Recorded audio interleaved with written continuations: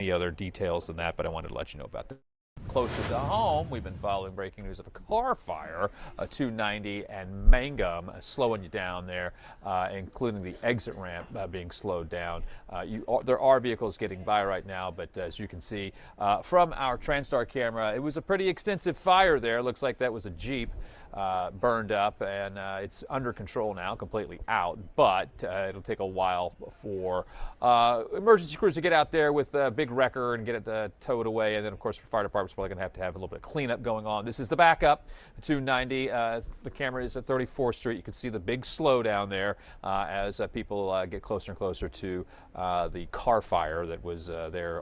It's now out, but something we're continuing to monitor. If the traffic gets any worse, we will let you know. Good morning, everybody. Thanks for joining us on this Tuesday. ABC 13 24/7 stream.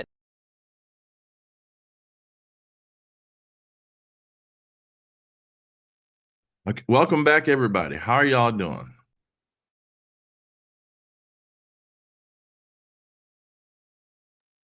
Good. Good morning. You're doing pretty good. Good morning. Good morning. I love it. I love it. Everybody's so happy. Good morning. I'm here. Welcome back, everyone. Hopefully, you had a nice weekend. I went out today to take the kids to school, and let me tell you, it smelled like fall. It was great. I don't know if any of you got out there early, if you've even opened the door to even go outside. It's probably still a little cool out there, but it felt great. It felt great. Um, so I want to uh we do have um basically what I did with with your current events, these things were due. If you did not, you have to give me a link, which I mentioned in the first a couple of classes, if not three, right? I need a link. I know the first class, I definitely went over that, right? I need an illustration or something like that, some sort of photo, some sort of a political cartoon, or I just need a link to where you got the article from, which is fine. We when you're submitting things in here, please don't submit your current event or your response paper in Google, saved as a Google Doc link. I would rather you just copy whatever you typed in that Google Doc and paste it into the text box, um, and do it like that there. I'd rather not open a Google Docs link. We've had some issues over the years with Google Doc links. So I'm just going with I'm not going to trust them, because I have no reason to trust them. A mindset. Yeah. Also, your next current event is due by Thursday, so please get that done.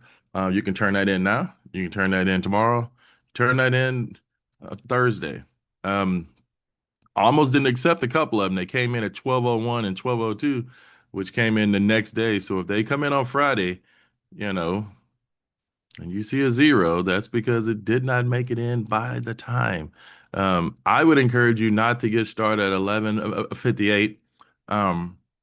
He'll start a little earlier, getting that thing in there.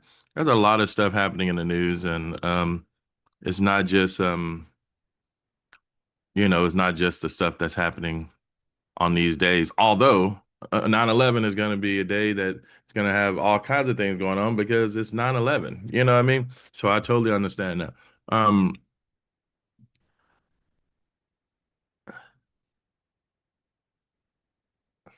don't know if you paid attention to the past elections with Ted Cruz. Ted Cruz went through his election, his last two elections. One which was kind of weird with Beto. So a lot of stuff going on where if you voted for Ted, if you voted for Beto, it switched people's name to Ted Cruz in some areas. Well, in many counties throughout Texas, it switched the name over. But then in Bexar County, they left Ted Cruz off the ballot. They didn't even have him on the ballot there. So you could even vote for Ted Cruz. It was only Beto or whoever else was there. So there was a lot of weird stuff going on in that election in 2018, I believe is when that was. So we fast forward to his most recent election, Ted Cruz's, where you saw John Cornyn not really um, saying much.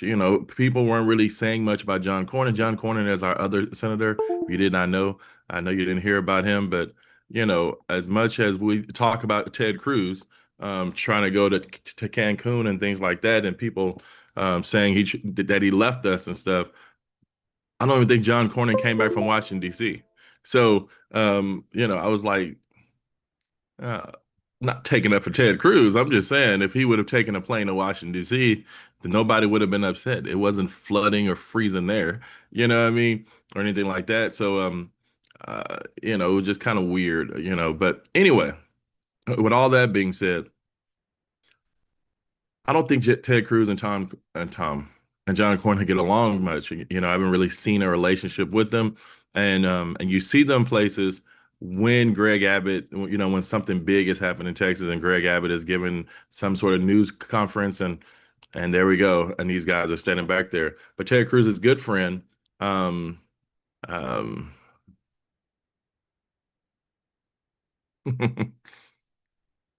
well, I forgot his name. I'm so sorry. Uh, he's a representative out of Austin. It'll come to me. He's running against John Cornyn in this race, so it should be an exciting race to see how that goes and stuff like that. So yeah, we'll see how that goes. And I believe that the Attorney General is also running, so which might help John Cornyn. And I'll tell you, John Cornyn is he's been there a long time. He is a leader in the Senate. He's a powerful leader, and he is said to be probably the next. A lot of people thought that he was going to be the next Senate Majority Leader, but he didn't get that. So, he ended up losing out. So we'll see how this goes, and it'll be interesting. It will be interesting. We will on Thursday have someone from Brass, a representative or a person from Brass or whatever, to come in and speak with you for a few minutes, about what's going on and things like that, because this is a Brass course. And then we'll get going with our lecture and stuff like that. So it'll be exciting. Any questions?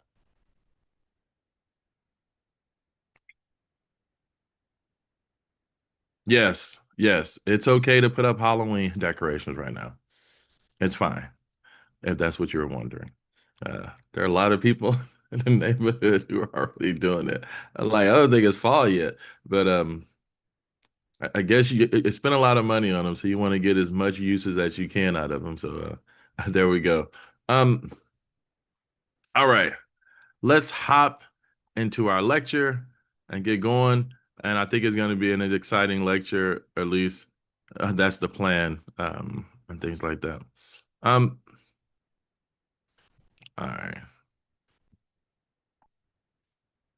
Da da da da da da da da da da.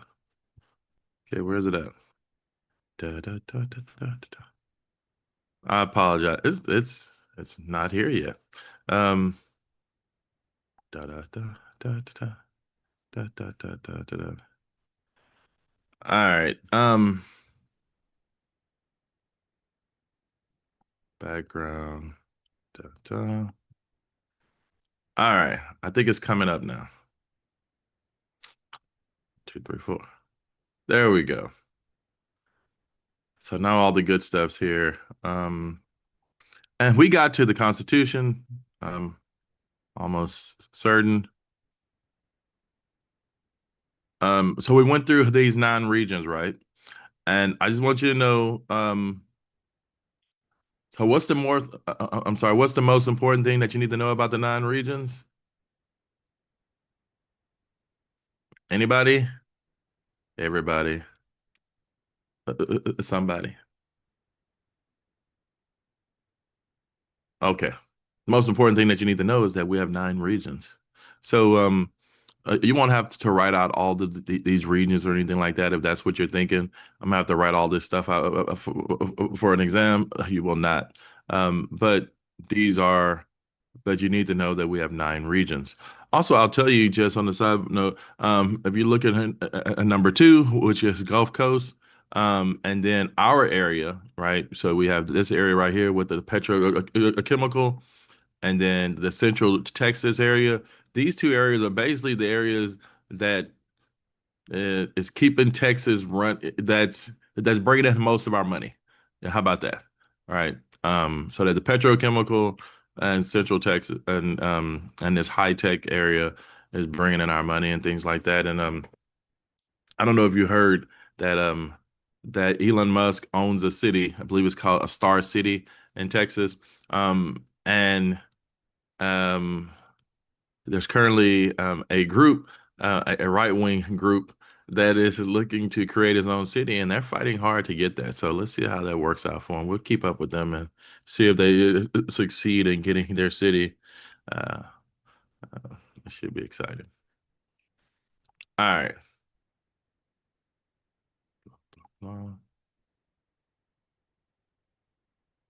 If you remember, so everybody remember this slide?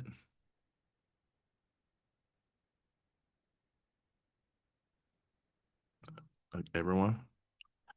This is a very important slide. Uh, these are the 5 ways that Texas and the U.S. Constitution are alike. The power comes from the people. You can't violate the rights of the people. We have the 3 branches of government, and these 3 branches, they can check and balance each other, and both have a federalism. So we have a government at the um, we have a central government, which is the most powerful government, which is the United States, and we have those regional governments, which is the state of Texas, and the other 49 states. But then in our Texas Constitution, we have the central government, which is the most powerful government, which is the state of Texas, and the regional governments would be local governments. All right. All right. Okay. I'm gonna tell you, people, I don't remember where we left off at, but I remember I went through all that. I apologize. I actually updated my slides, so okay then. I added some stuff to it, so you'll get to see it, Alex. Thank you. Um, if you all have a 5 on your current event, then that 5 is not going to remain there. I don't give 5s. I give zeros and 10. So I put a 5 there. I put the 5 there because I'm waiting on you to just send me a link. I'll change it to 10. But in the future, you know, just add the link. I forgot to tell you that. There we go. You can just email it to me. All right. Da da da da da da da. Da, da, da. There's EJ Davis, people. So EJ Davis, I gotta tell you, hopefully, when you get through with all this, you will have a favorite constitution. That there have been times when I've asked students, "What's your favorite constitution? Explain how it will work best in modern blah blah blah." I'm not gonna do that to you, but it was a great question. That I like to ask and things like that. But um, my favorite constitution is clearly this Constitution of 1869. I think it runs like many other constitutions here in the country. And I know that if you're a true Texan, then you probably hate this Constitution, given all that power of or even Clark from South Carolina. You're probably not a fan of the Constitution, right? But because Texas and South Carolina sort of we have some of the same kind of ideals, right? But when you think about it, when you have a governor and a vice governor, or a governor and a lieutenant governor, or a governor and an assistant governor, or whatever, these guys that they run on ballots together in many states, if not most states, and after winning, then we appoint a cabinet. And we get to appoint folks, and many judges, I'm sorry, many governors across the country actually appoint the judges, and it's not a big thing, right? The issue is that those judges are overlapping, so they're not like appointing all of their judges right now. Like, okay, I'm in, I'm new, I got a clean slate, everybody out. I'm hiring new judges, right? Yeah, but you're not really doing that, right? It's overlapping. If that person's term has ended, the 4-year term or whatever, a 6-year term, now I get to appoint 27 judges this year and another 27 next year or whatever, and things like that. But this is a great constitution. I thought it was our best, constitution, because in this constitution, it sort of centralizes the power around the governor, and it also creates a system where our legislator is in session all the time, every year. So why wouldn't you be in session all the time if you're a large state? Well, you're not going to be in session. It don't matter how large you are because you don't trust the state government, right? Because you don't trust the federal government and stuff. So no, I'm not going to be in session all the time, right? But in reality, when you look at it, it seemed like a better way to go with it, right? So we're going to vote for an executive, an executor, and give them power. Now, I will tell you that the cutting or the blocking people from serving in office and things like that. That there was kind of used where where you're basically a felon, and felons can't vote and felons can't hold office and things like that. So if you take away that portion there where everybody's a felon since you sided with slavery, you know what I mean, then and I'm not saying you should take away the fact that everyone's a felon because you sided with slavery, but I'm saying in terms of the Constitution, if that Constitution were in place now, it seemed like a much better Constitution, much easier to punish the two people at the top for appointing these people around us to ultimately represent us. And the increasing of salaries, which I know a lot of people don't have, a lot of people have an issue with paying folks in government. I've always been a fan of paying people in government more because, especially legislators, because like in Texas, if they get paid around $7,000 a year, right? And with the $7,000 a year, you can't really pay your bills. So what kind of person is going to have a job where you can take off 140 days every other year and 30 days at a time for a special session, getting paid $7,000 and still being able to pay your bills? Well, clearly it'll be someone from a particular class. So our legislator would be a class-based legislator and things like that. So it'll be harder for, the average person to get in there and work to try to help out average people.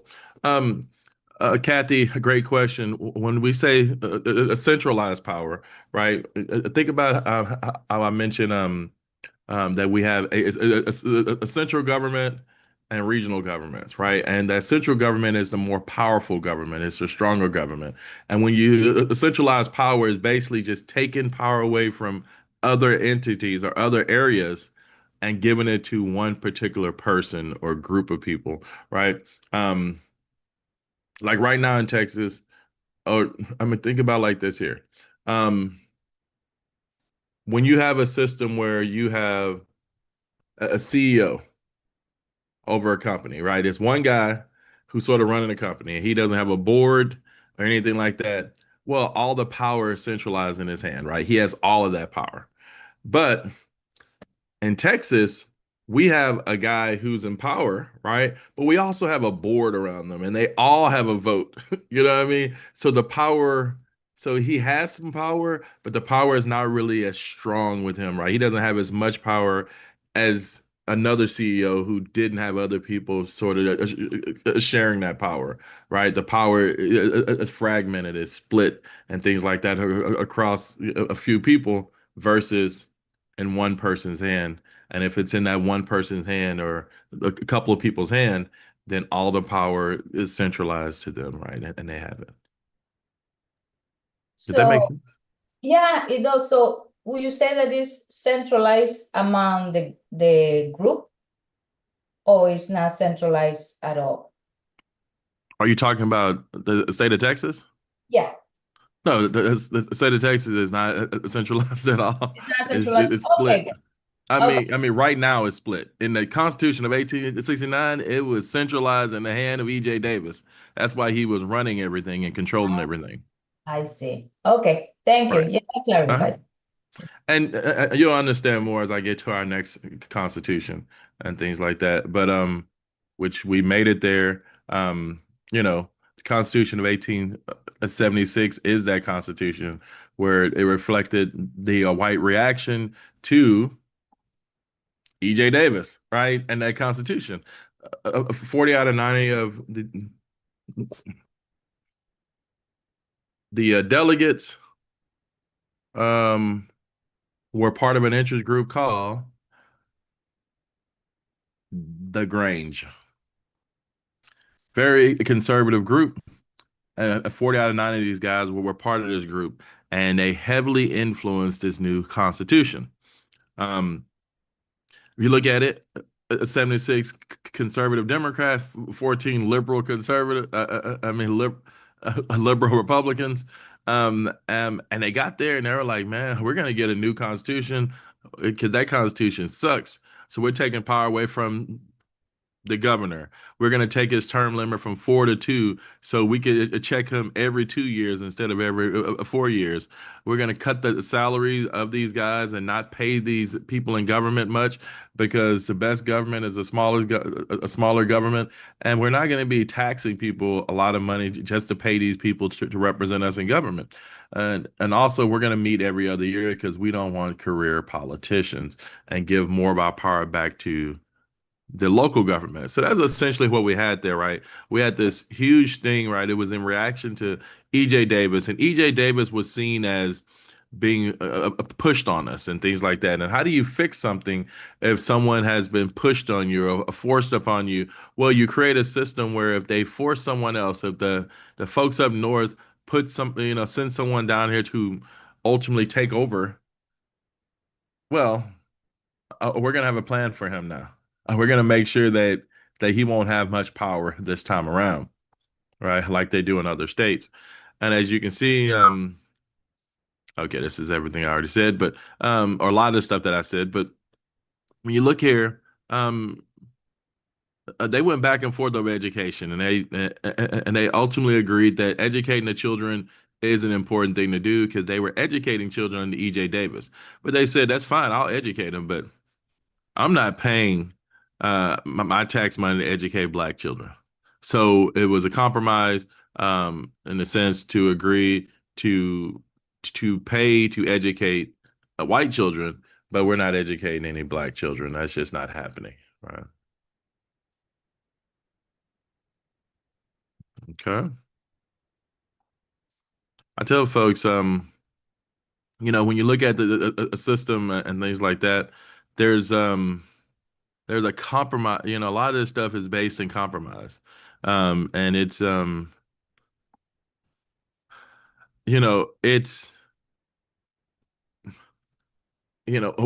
at a point in time where we're in an all or nothing type of a situation here, and you know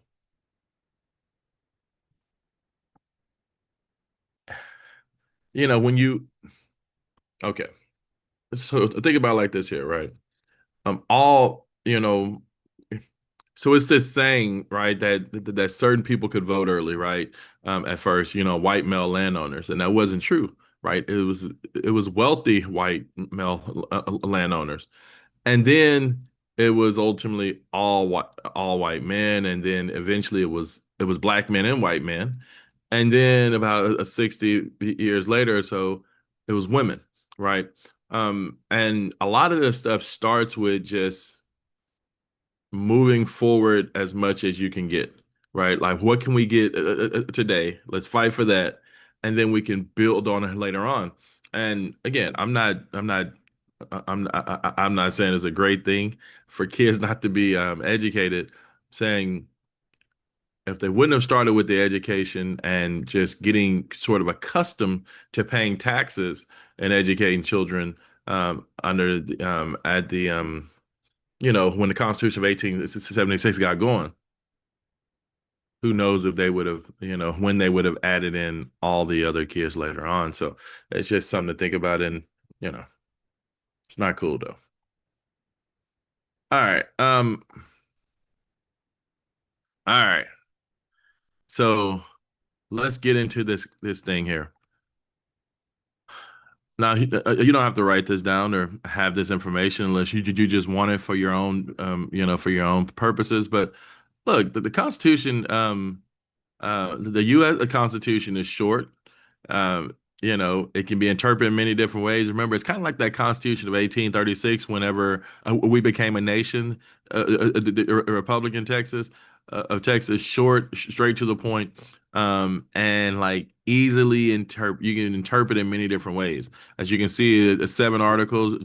It's been amended 27 times, and it's only 8 pages long. So it's not even that long, and but it does a lot because it's like, okay, many people look at the Constitution as a living document, meaning the Constitution is going to be, um, it'll be updated based on the time. It's like, okay, when it says all men are, I'll give you an example. So if you're reading the Declaration of Independence, it says all men are created equal. They're like, come on, man. We're not talking about women. We're not talking about those slaves. Stop. We're not talking about Indians, as they probably put it, right? But then it was like all men are created equal. Okay, they talking about all white men. All men are created equal. Okay, they talking about white men and black men. All men are created equal. Okay, they're talking about mankind. Just if you're a human being, right? So things do get interpreted over time, and we start to look at it in different ways. We're like, okay, this is what they meant here. And I believe that the Constitution, it was created. Madison, sort of alluded to it at times, right? Where it would be updated, or at least it would fit the time and things like that. And it's been interpreted over and over again. Only amended 27 times. What does that tell you? It's a living document, or at least it's been treated as such. Our current constitution here in Texas, there we go, has been amended 530 times, and it's 67 pages long, right? Ultimately, we got a bunch of stuff in there, right? Think about it like this here, right? Texas has the second longest constitution to Alabama. And with that, when you think of our constitution is set up in a way where we were so mad at E.J. Davis and what happened, that we were writing out very specific things as well in there, right? Just, so we had to go address some of that stuff. And then we have things in there that don't even count anymore because, as I mentioned, Article 1, Section 8 of the Constitution allows for the federal government to grow. And as your textbook says, these are just deadwood things, right? It's things in there that, you can have something in there saying, well, in order for students to graduate, then we'll have this, this, this, and this. And they're like, nah, that don't work anymore because the federal government took over that when No Child Left Behind. Well, take it out of the Constitution. Nah, I'm good. I'm gonna just leave it there, right? And it's just kind of just hanging out there and stuff like that. It doesn't even do anything, but it's in that Constitution, and yeah. All right.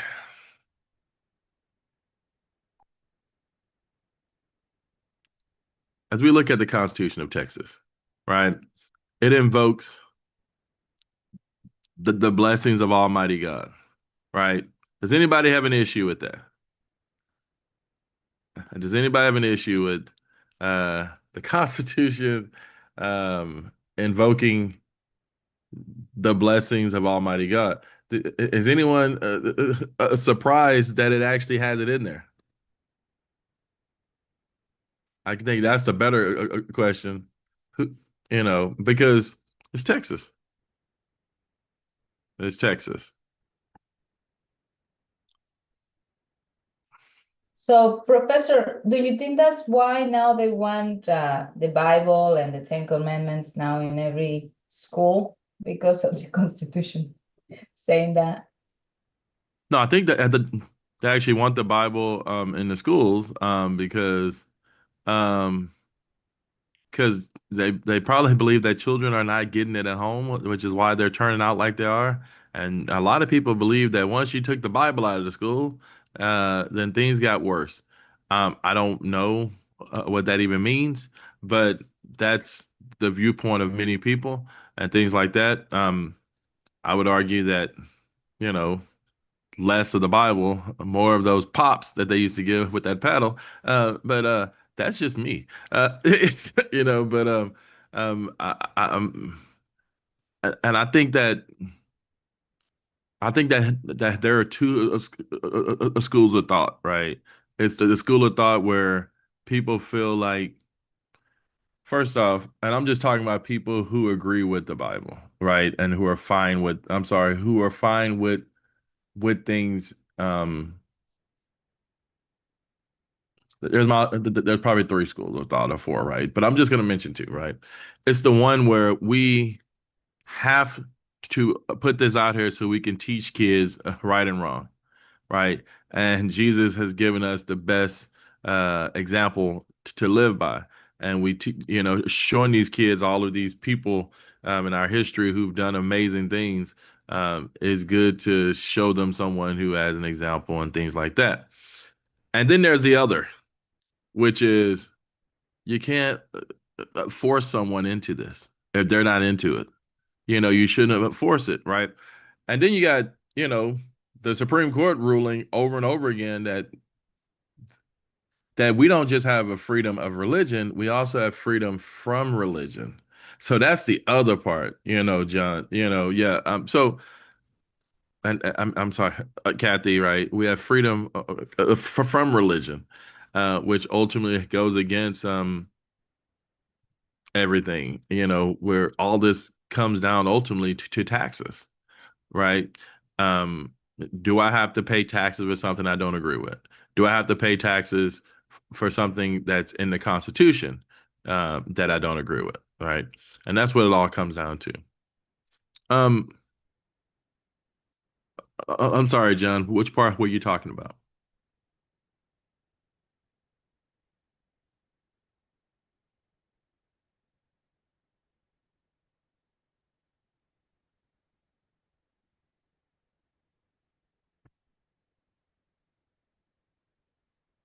I'm wondering if you're talking about the actual the forcing people to learn about it.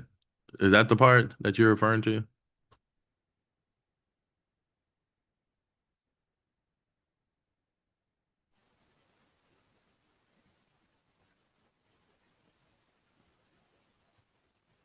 All right.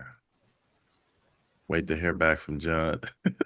But yeah, but if that's what you're talking about, then yeah, it's I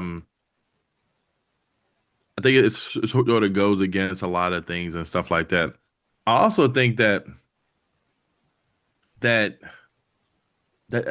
me. Okay, then yeah, that's the thing right there. Like, okay, that's fine. You can teach. I think the argument, is that you can, that's been made is that a lot of these things are things that you should be telling kids anyway. So yeah, you can teach kids, you can't steal, you shouldn't steal, but you can teach kids that stealing is wrong, which is one way to teach, or you can teach kids that if you steal, there's going to be a punishment, right? Which is another way, which has not, so there's still that way there, which sort of leaves out anything else, right? So I I look at it like this here. I understand that a lot of stuff in the Constitution, I'm sorry, in the Ten Commandments are just things that you just teach people. But I'm also looking at a deeper part when it comes to the funding of schools. How do we justify the ten to $12,000 that we're giving to a private school in this budget, while only giving 6,000 to the public schools? And if we make the argument that you can't give money to private schools because these are religious institutions, then why not just put the Ten Commandments in the public schools and say it's basically the same thing? That's what most of these private institutions have. So I'm looking at it in another way where it has nothing to do with the Bible or anything like that. It has to do with justifying them giving more funding to these private schools, because it was never in there until this session when they gave more money to the private schools when they had to fight over charter schools. So I'm looking at it in a different manner, You can go to court and say, hey, judge, listen, we're not doing anything different with this here because the Ten Commandments are literally in the public schools. So I don't know. We'll see how it goes. I know that there are a lot of instructors who are online who are saying that they're putting in stuff from the Ten Commandments, they're putting in stuff from the Quran, putting in stuff from other things. So they're hanging up all kinds of stuff. All right, so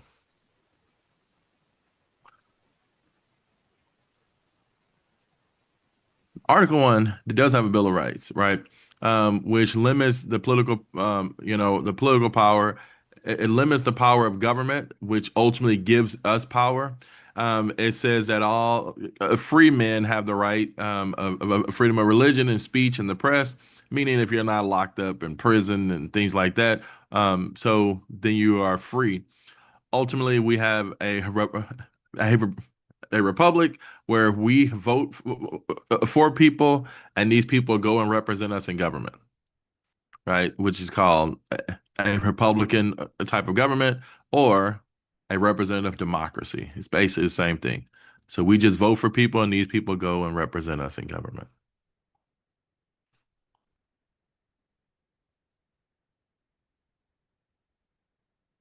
All right. Now, let me see. There we go. Let's take a look at this here, and then we'll come back to our lecture.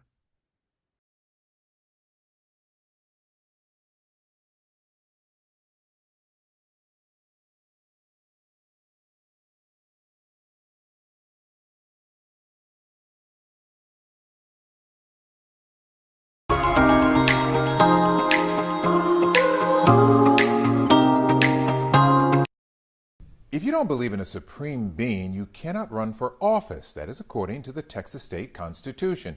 We happen to be one of 7 states that has provisions barring atheists from holding office. However, the U.S. Constitution overrules state law and it's never been enforced. So why is it still on the books? Rekha Muniraj here now to explain. As if you haven't seen enough political absurdity, put this one in the strange but true category. Texas is one of 7 states to have language in its constitution explicitly prohibiting atheists from holding office. Article 1, Section 4 of the Texas Constitution says there are no religious qualifications for holding public office, provided that person, quote, acknowledge the existence of a supreme being. But in the no religious test clause of the U.S. Constitution, it makes clear that restrictions like the one in Texas are unconstitutional. The language was challenged by a Texas voter in the mid-'80s. But instead of striking the language, the voter and then Attorney General Jim Maddox signed an agreement in federal court saying that line was void because of the U.S. Constitution. It came up again in 2014 when a candidate running for Austin City Council distributed a mailer claiming her opponent was an atheist and therefore legally barred from holding public office in the Lone Star State. So while the requirement can't be enforced, it's still on the books because it's never been legally challenged by a candidate, and no candidate has been denied the opportunity to serve because of it.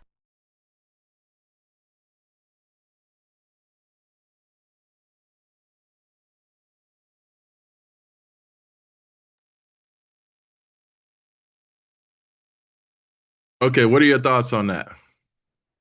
There you go. What are your thoughts? It's sounds like it's based in when they had the Red Scare, the 50s. What it's done is designed to keep communists out of the government.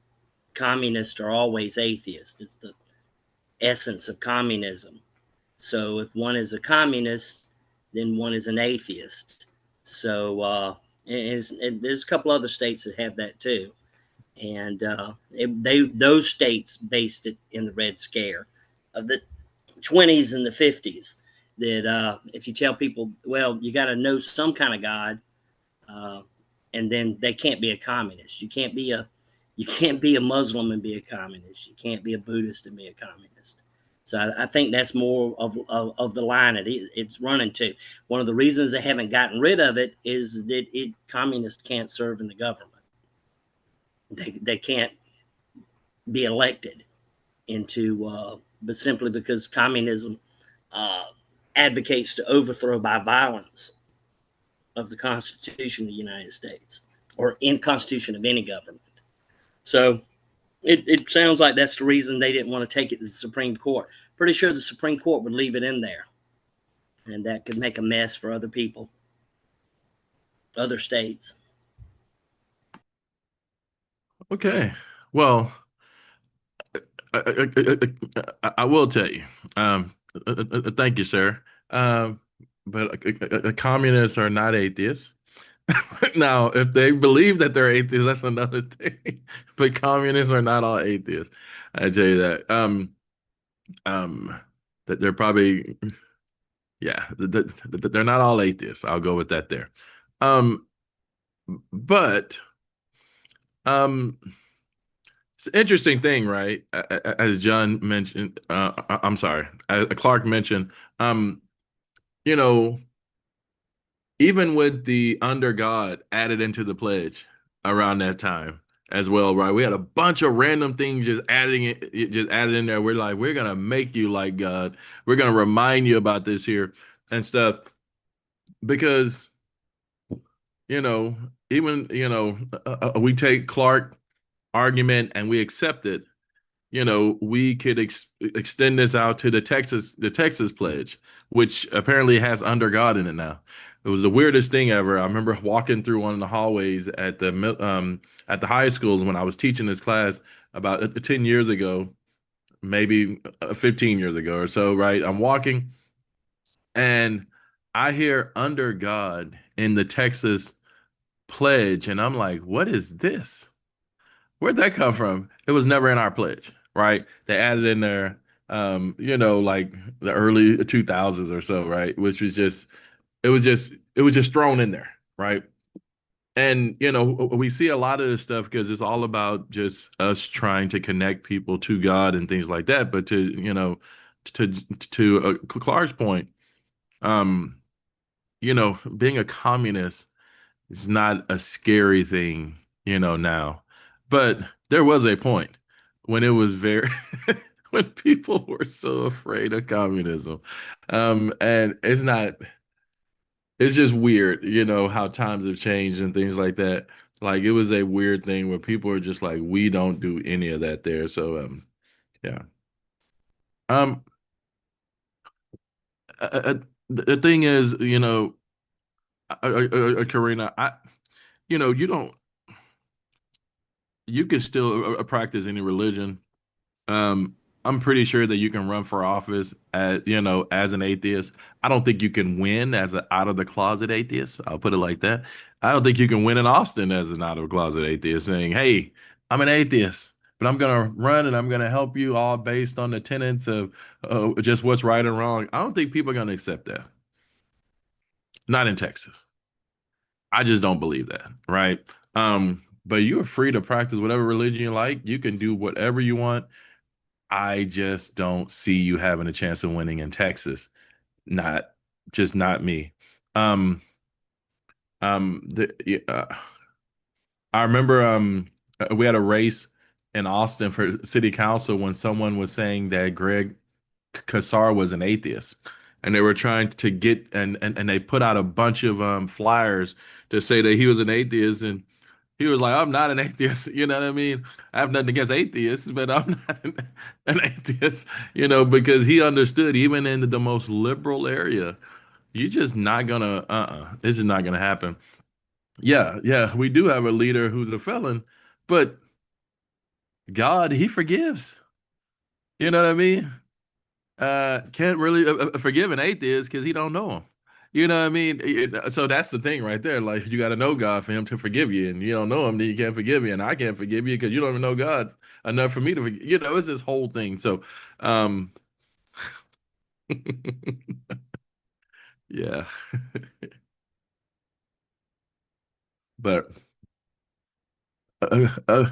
Clark and I remember when all the movies was about, like, all the movies where it predated 9/11. I'm assuming that Clark remembers this, where it predates 9/11, and all the movies were about the communists. It was about the Soviet Union. It was about all those people. It wasn't all the movies that we see now that was, the post 9/11.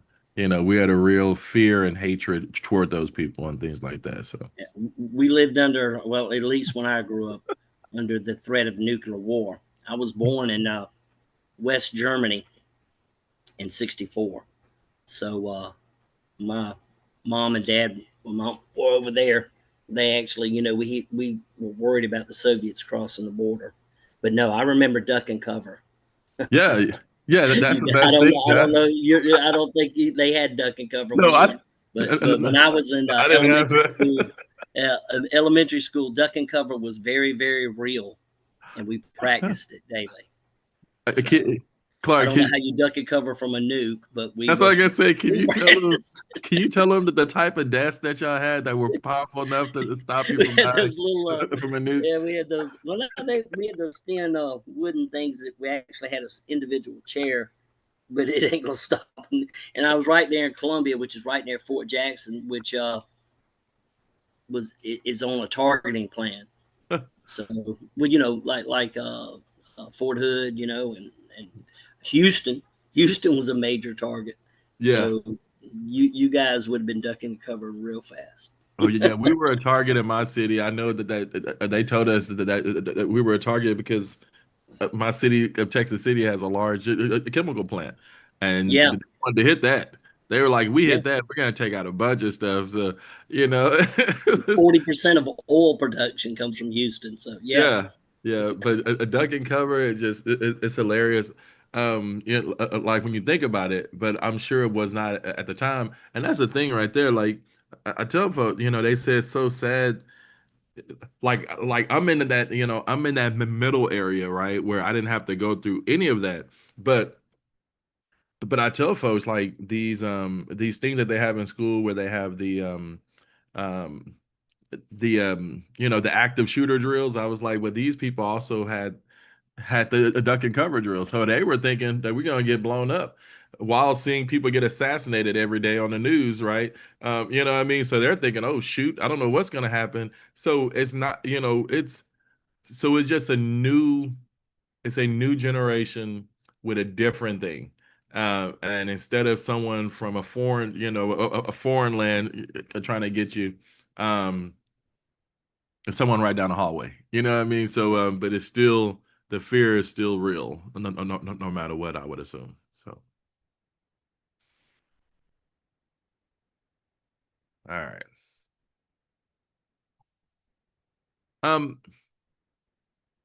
Let's check out Article 3, right? It's our legislator. And we have the Senate, which has 31 members. They serve 4-year term limits. You must be a U.S. citizen, at least 26 years old, a Texas resident for 5 years, a district resident for at least a year. So really and truly, if you know that it's 31 members, that should be the most helpful thing from that there. And they serve 4-year terms in the Senate.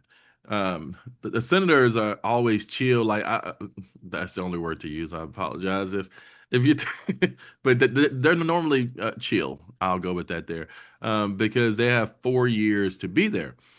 Even at the national level, the senators have 6 years, so they're kind of chill, right? Because they don't have to run for reelection.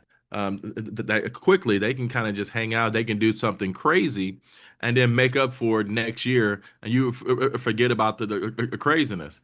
If you're in the House of Representatives, then you get a 2-year term, which means I'm going to serve 1 year, and I'm campaigning the next year, and I'm serving 1 year, and I'm campaigning the next year, over and over and over again, right?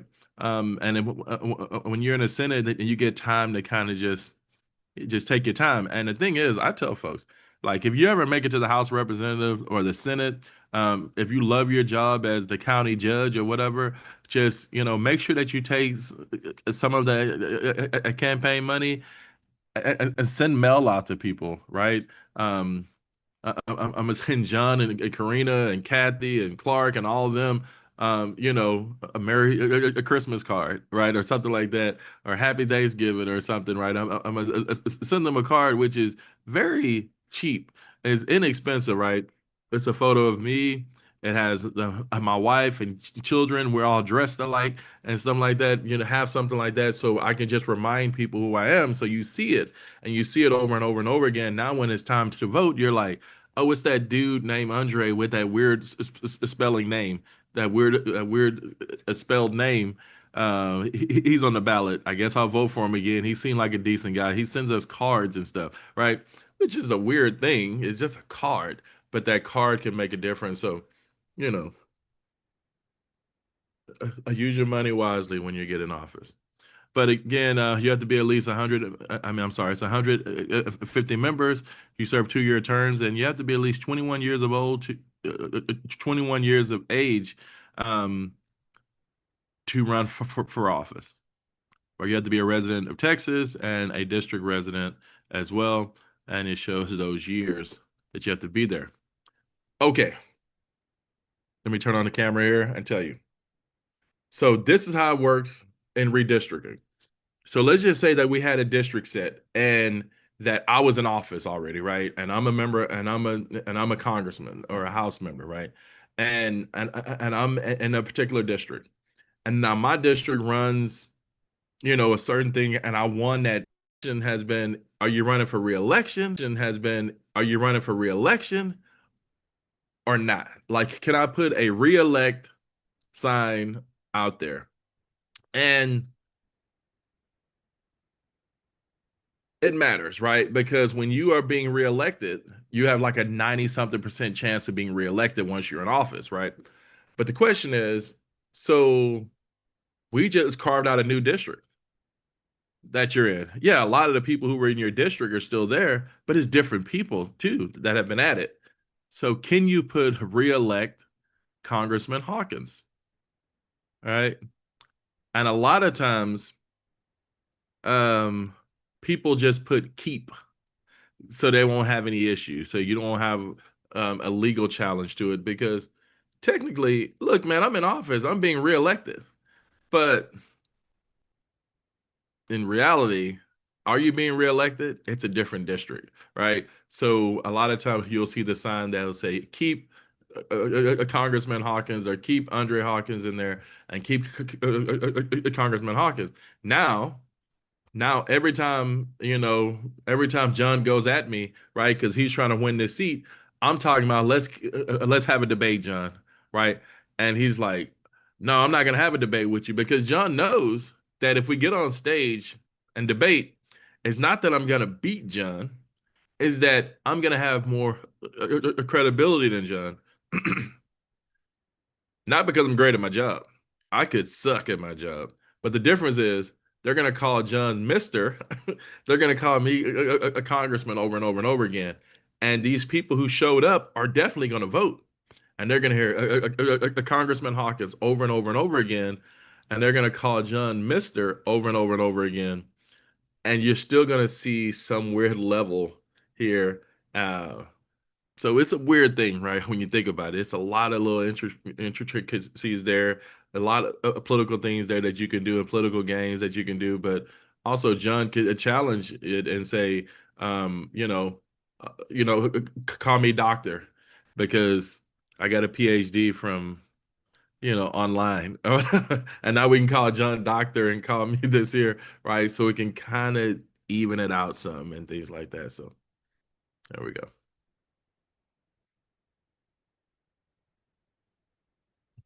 Sorry, I know I gave you a lot of information. You're like, I'm not running for office. You never know. You might.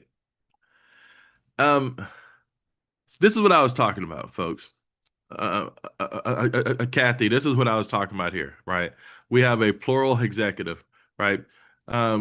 So she asked about Texas, right? She asked a great question. Is our governor centralized, the power centralized? No, it's not, right? It's spread out, right? Or as we call it, it's fragmented, or it's a plural executive, meaning the executive branch is powerful, but the power is split. Why? Because we're electing 5 of those people, and the governor is only appointing 1, right? So he has power, but he has the power to appoint one person to the, one powerful person to the executive branch. Everybody else we vote for. Think about it. When the attorney general does something crazy, right? When the lieutenant governor does something crazy, and all these people are doing something crazy, the land commissioner, commissioner, and stuff like that. We're not blaming Greg Abbott. Like, Greg Abbott's numbers are still high. Now, if Greg Abbott appointed these people, then yeah, it's Greg Abbott's fault. And now we can get right to it.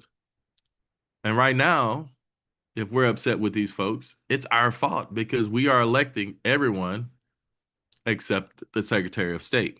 So the lieutenant governor, the person who counts our money, who keeps track of our money, the treasurer is also called the comptroller, right? The land commissioner, the attorney general who has been impeached, but he made it there, and his wife was in the Senate, and she voted to keep him there, or she asked the people to vote to keep him there because she couldn't vote, but she sat through all of the stuff about him cheating and trying to get money to give to his mistress. And she's actually said that she's not that's standing with him anymore. She's not going to be with him anymore. So he's running for Senate, but he's doing it on his own. She's not going to be there with him. And we have the Secretary of State, who was appointed by the governor. The most powerful person here in Texas is our lieutenant governor. So the Constitution, what it did was it gave the lieutenant governor most of the power in Texas, just in case the folks up north would send another governor down here like E.J. Davis to control the state. He won't have any power. Now, they'll think he has power because his name is governor, right? But he doesn't have any power, right? That just doesn't work anymore. The lieutenant governor is the most powerful person in the state of Texas.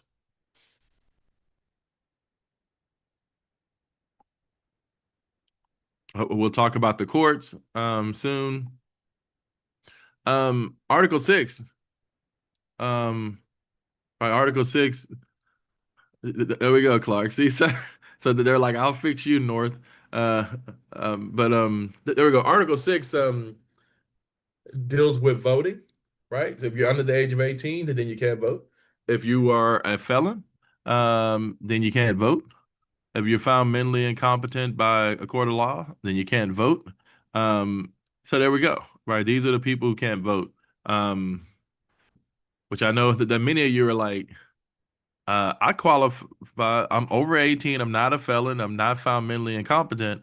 I just don't want to vote, right? That's where a lot of people are, which is it's interesting as well. Article 7 deals with the public schools, which creates a free school system, right? And in this, it also later on created the State Board of Education, which is an elected body that we'll talk about more in our public policy lecture. So there we go, right? So we have a school system, we have a free public school system where, it has in there that the books will be provided for students and things like this. And it's a good thing to have an educated a populace. We'll talk about local government very soon in our next lecture and things like that. And clearly, it's a state. The state can tax people and things like that. We have these articles that deal with other things like railroad and corporations, clearly the land titles and things like that. But Article 15 deals with impeachment. And when you look at impeachment is kind of like a federal level. It's exactly like it, right? So you get charged by the House, your trial in the Senate. So think about it like this here. If a person is impeached, is that person automatically kicked out? If they say he's been impeached, what does that mean? That he's under investigation. Exactly. That he's been formally charged. Exactly. Now, think about the House of Representatives as a district attorney. The district attorney will charge you, right? I'm charging Senator Hawkins, blah blah blah, or I'm charging Governor Hawkins, right? So he is being charged with selling, with people being able to pay him for him to pardon them out of prison. Cool. Now I have a trial, and my judge is not one guy. It's 31 people. It's the Senate. So I'm charged by the House of Representatives. The district attorney is the House, and the judge is the Senate. And the judge will sit there, the Senate will sit there and listen to the argument made by whoever they choose out of the 150 House members to represent them, right? Now, they might have like a group of 6 or 4, and now these guys go in and they're like, listen, this guy paid, Mike Jones paid who, and all this stuff. All these people paid, ultimately getting out of prison, and he took the money, right? And a senator look at it and say, I don't know. Let's see about this here. In the case of the attorney general was charged with using state money to pay his mistress. Ultimately, what they did was so the attorney general had a good friend. He told his friend to hire his mistress, right? From what we understand, at least this is the argument, right? He said, hire my mistress. The current attorney general now, right? This just happened like a year ago or so. He said, hire my mistress. He's like, okay, I hire her. And he was like, if you hire her, then I'm gonna give you a contract for like $3 million or something like that, right? He's like, all right, cool, that's fine, right? No, he said, if you hire her, then I'm gonna pay you, right? So ultimately, he's gonna pay the guy. So he gets in trouble for it, right? And then he gets this fine. So he's like, I'm gonna just take money out of the state. So he gets $3 million from the state to give it to pay off this guy for hiring his mistress, who ultimately get the fine and all that there. And then they're like, come on, man, like you're cheating on your wife already, right? And you're gonna use the state money to pay off the cheating on your wife, right? While your wife is a senator who's also sitting there in the trial listening to how you cheated on your wife, right? So that was essentially how that went down. And the dude won. He was not removed, right? So you get impeached. So you go through the trial, which is the impeachment or the trial, and then they'll have to vote in the Senate to have you removed. If you can't get a 2/3 vote, then you don't get removed. Then you stay there. And he wasn't removed because his wife asked that he would not be removed. And there we go.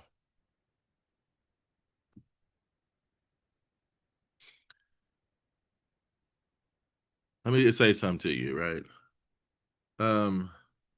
People get cheated on all the time. I'm just saying it, right? And it just happens. And many of the people that looked at like her and thought to themselves, this lady's crazy, right? Or even looked at like Hillary Clinton or whoever these people are, right? And say these people are crazy because they stay with these folks that are cheating on them. A lot of y'all, I mean, a lot of folks, they stay with folks and they're staying with some broke folks who have nothing, who are cheating on them. But we have all of these opinions about others. But I will tell you, in her case, if he was removed, then he loses, his pension, which means that she loses the pension, which also means that the kids will lose out on money. So a lot of times it's better to just it's better to just stay, and then you can leave later after you go through the trial, so you can still get the money that you feel is due to you and your children from this guy. Imagine messing up a guy's job, and now you get nothing. So you ain't got him and you didn't get no money. I mean, you ain't got nothing. At least you get something out of this. So,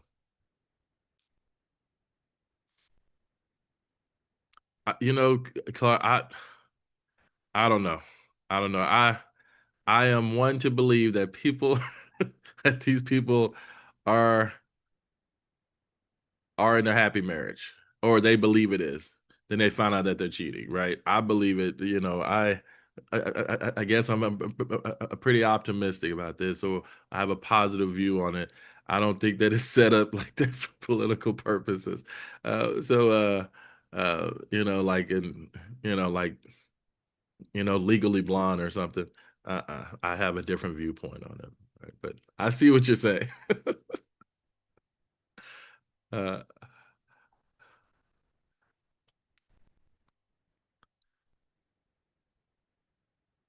Article 16. Um, um, yeah, Kat, I tell my cousins this. I say, don't go down there messing with that man's job because you're upset with him. Then you might not be getting anything. You know, just let him keep his job. Then you can get what you feel like you're owed. You get something out of it. Now, as we look at community property and things like this here, this is in Article 16. Article 16 is the most, it's a complicated thing. Article 16, like this is why people go to like law school and things like this. And one of those things in there has to do, there we go, people write all that down. I'm just joking. But a lot of this stuff, right, has to do with like, you know, what happens after a person dies, right? If somebody dies, then who gets this, who gets that? It's a lot of crazy stuff in there in the Texas Constitution. So, you know, a lot of people assume that, okay, if I'm married, so if my wife and I, you know, so if I die, does everything go to her?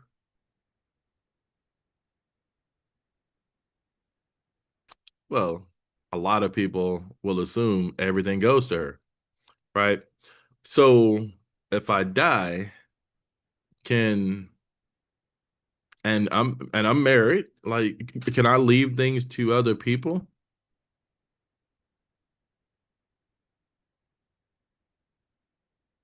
Here in Texas?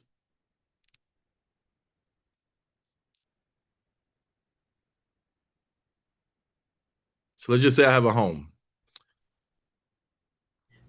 Does Texas have the 100% where the both parties own 100% of the assets? In South Carolina, you can't leave things when you die simply because the wife owns or the husband owns 100% of the assets. So what you're basically doing is you're leaving her property to somebody. You don't have any individual. So I don't know if Texas has that same thing. I can't tell them that. No. Boy, that's some legalese there. No, we don't. No, we don't because of Mexico. No, we don't because of Mexico. Yeah, that's right. So, you know, because ultimately, you know, he could leave everything to somebody else, right? No, she owns 50, you know, it's a 50% rule, which means that to Clark's point, right? If you're not understanding, so you heard what he said. I'll tell you what we have. It'll sort of help you to understand it, right? So if I have like $100,000 you know, life, you know, I mean not life insurance. So if I have $100,000, you know, in the bank or something, right? Or $100,000 even in like life insurance and stuff, and you know, and stuff like that. Well, I don't know if life insurance works that way, but $100,000 in the bank or something, I could say, okay, I want to leave that money to my son, right? Which means that I can't take her money, right? Because it is assumed that half of it is hers, but I can do whatever I want with my half. You see what I'm saying? Now, that's if I write it out on a will and everything else and say, well, my half, I want it to go to my son. Yeah, that's a different system. In South Carolina, yeah, in South Carolina, there's a fixed rule regardless of your will. And it goes back to England. You can't leave your wife out of it. Also, first wife gets everything. So if you got married 4 or 5 times, they get nothing. So, it was a big shock to soldiers when they would when we would do their information to let them know, hey, look, that girl you left hanging back when you were 17, you know, she's getting everything. That's wild. You see, and that's the other thing right there. Like it's a I mean that's how it's set up here in Texas. And so but we also have things like so let's just say that so if I died and I don't have a wife um or children, then my parents will ultimately get my money, right? But if I die and I have a spouse, I can leave part of that money to my parents, right? Also, if I bought anything I bought prior to being married, so if I owned a home, so let's just say that my wife and I, we're together now, and we own this home that we have now. She dies. About 6 years later, I get remarried. If I die, this house is my children's house from my previous wife who passed away. So that this house is gonna stay with them. So what happens to her, to this new lady who they didn't like anyway?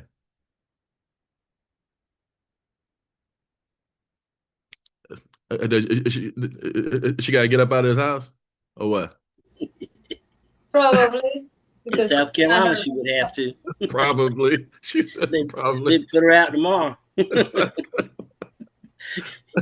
No, no, she does not, because 50% of that is still hers. Like, so the house is still hers, right? She can still stay there. Why? Because I own that house at 100, right? And I agreed that she would be there for 50% of that is hers. So she can be allowed to stay there. Now in Texas, how we have is that she's allowed to stay there unless I need that. So let's just say that I own this home, and right now she has a rights. We have squatters have rights here in Texas. So clearly, a wife of someone who just died is going to have rights to be there. But let's just say that HEB rolls up and says, "Hey, man, I want to build an HEB here. I want to purchase this land for $12 million." So now what do I do as a child that owned this home? Well, in Texas, I would have to move her to another home of equal value. So then I can sell it. So basically, I'm buying her another house that she can stay in that I own, but I'm letting her stay there until she dies. You see what I'm saying? So you can do that as well. But the thing is, you can't just kick people out of the home and stuff like that. So now, I guess the beauty of all this is that the other person had, a lot of times people have no idea what the rules are, right? People have no idea that you can leave property to someone else that you're married to and stuff, and they find out after they die. That we find out later on and stuff. If I died and I have children, then that money is going to be split between my children. I can leave stuff to my children. So it's a bunch of things there. And to your point, Clark, we don't have something it's not really something in Texas where it goes to the first wife. But if you made an agreement, right? Like, let's just say like Kathy and her husband are together, and she's in school and she's going to be a nurse, and he's like, "No, look, honey, I want you to stay home and to take care of the kids. I got you. I'm gonna take care of you." And she's like, "All right, cool." So she stays home and stuff, and she drops out of nursing school. They have a few children, and then um you know like 18 years later he cheats on her and she splits from him. Well, she's still going to get half of his retirement. So it's one of those things there where, well, you're not going to just have me to lose my career that I was going to have for you to go and cheat on me and then go with someone else. When you hit retirement age, half of it will still go to her. And I know several women who are getting retirement money from their cheating spouse who did that to them and stuff like that. So It's good that you go over that, because a lot of young people need to understand what those kind of rules are in their state. People get shot when they move to South Carolina and don't realize that your wife can make decisions without consulting you. She can sign a check. Mhm. And if the check bounces, you are accountable for that as well as her. But, they can clean your account out and just keep it. And because everybody owns 100%. Even if you have property that you had prior to marriage. Once you get married, all property belongs to both of you. Oh no, see, no, yeah, we don't do that So in Texas. that's something people don't realize, but that's why a lot of ladies like to go to South Carolina to get those divorces in the Army. Yeah, we don't do South, that in Texas. That's wild there. But in yeah, Texas, you're not doing that's that in why Texas. one of the reasons I'm here. Yeah, we don't do that in Texas. Like, whatever you own before you get married is yours. I mean, it is your stuff. It is not automatically, given to the partner and stuff like that. And even so, like now, the only way I would get a home of my new wife is if she was single and she had that home and she never got married and had children or had any family and she just leaves it to me, then I'll have it and stuff like that. But all in all, nah, it don't work like that in Texas. If you owned it beforehand, it is yours. And when I die, I can give it to the lady down the street who used to make me cookies and not leave you anything, right? I don't have to give you that extra house that I had, because it's my house, so you can do that in Texas. And a lot of this, like I said, came from a Mexican government where it gave women power. So this was mostly something to give women power over things, but it also benefits both spouses. Basically said, whatever you have is yours. Now if you buy it together, it's community property and it's going to be split 50-50 and things like that. But that also includes debt as well. To your point, if we accrue debt, then we'll have that there. And a lot of times, even in terms of the children, if my wife and I split and she takes she takes the children, then and we have accrued all this debt, then a lot of times we work out a deal where I'm not going to pay much in child support because I've agreed to pay off the student loans that we merged together and made, a consolidated loan with both of our loans. So I'm paying this $1,000 a month on student loans, so I won't have to pay for that there. So it's a lot of ways that this stuff works out in Texas. They try to keep it as fair as possible. Many of these judges in Texas, when it comes to that, especially if it's not too, especially, if it's someone who's pretty fair. The one thing that we don't have in Texas are like I believe South Carolina might have this, is a cheating clause. Like we don't really care. They cheated on you, but it don't mean that you're gonna get some out of it because he's cheating. It's just not gonna, they'll remember that and take that into account, but it's not really one of those things where we really care that someone cheated on you. It's all about what they own and stuff like that. Until 1978, cheating in South Carolina, adultery was a felony, just like in Virginia it is today. It was a felony. You could get 4 years in prison for Dang. it. Weird old state. Virginia today it's a felony to commit adultery.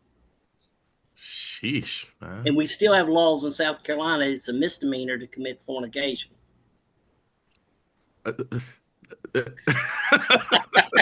They use it on college kids all the That's time. what I was gonna say.